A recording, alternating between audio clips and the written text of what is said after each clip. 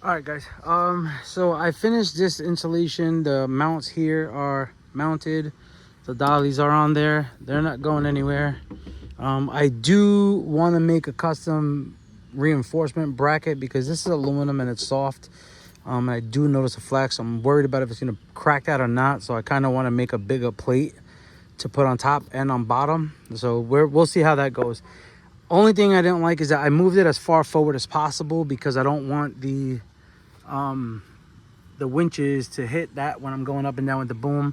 Now that has nothing to do with the dolly company and the bracket, the dolly assisted mount. That's nothing on their end. This is just me and what I feel. So again, the aluminum is pretty soft, and because I moved it all the way forward, I kind of like blocked this light, which kind of sucks. So from the side you can see the light with no problem.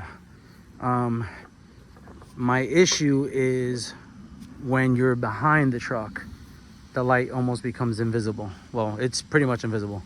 So if you're like back here on this side, you can kind of see the light. So now you will not see that light. So I'm either gonna have to take that light out, seal up the holes, and then cover that up and relocate those lights somewhere else. I would definitely like to change the whole lighting setup on the truck because I feel like there's not enough lights. My buddy Chris is always busting my chops about that. But anyway, so that's later on down the line. So I'll show you. All right, when you go to release the dolly, you have this bracket right here that you pull down, okay? And then that releases it, and then to pick it up, you do the same thing. So we'll put the camera here, and I will set it up, and hopefully it will be good enough that you guys can get a little bit of a view. And then later on down the line, I will make a video because I still have to install the other side. So you pretty much pull this down and you pull out and down,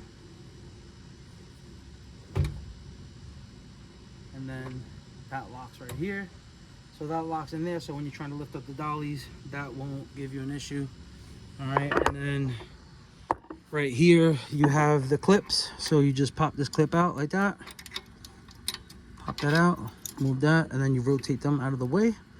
And you do the same for the front one over here, and then twist it and remove it out of the way. Now for me, I have locks because I like to lock my stuff. So once I put this in here, you got your lock, and then you can lock it and it's secure. All right, now just remember, as always, that doesn't matter how many locks you put or whatever you put for security, a thief is a thief, and they will do whatever the hell they want to do to try to steal your stuff.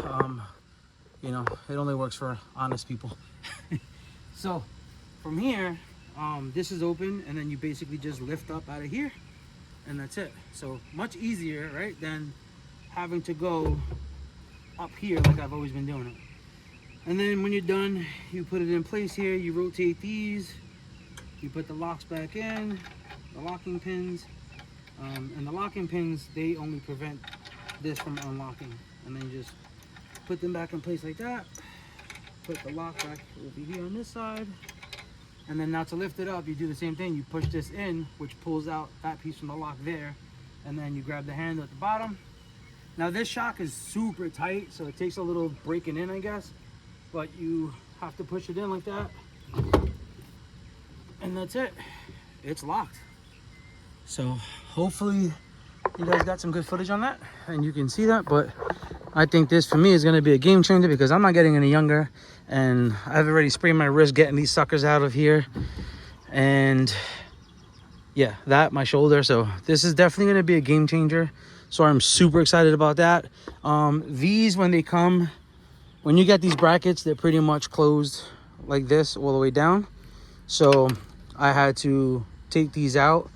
This is a 14 millimeters nut, and this is a 732 hex, whatever you want to call it. So all right, so you just take out the screws and the nuts like that, and then you set it up to the height that you have it, that you need it, or whatever, whichever works for you.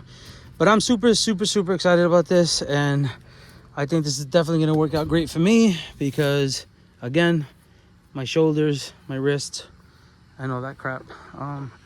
So like this, I should have plenty of clearance for the boom to go up and down, and the winches rotating back and forth with the boom as it goes up and down. So we're gonna try it out and see what happens. And again, like I said, for me, my main concern is the aluminum being soft. So I want to get a plate. I'm gonna get a plate where this can bolt into the plate, and then the plate can bolt into that, and then basically have two plates like a sandwich.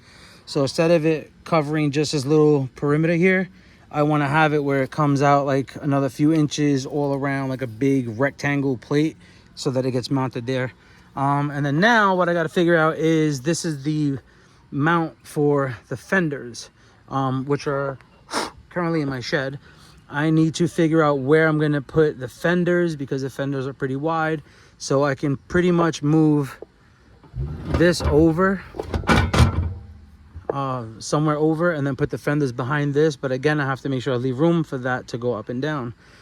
So I can either do that, or I can turn the fenders sideways. I'm not sure which way I'm going with the fenders, but I got to figure it out. I don't want to put it up here because I actually like to see out of my back window. So I'm trying to set this up and figure this all out. You know, like the light bar, I'd like to change the light bar and maybe put one that flips over.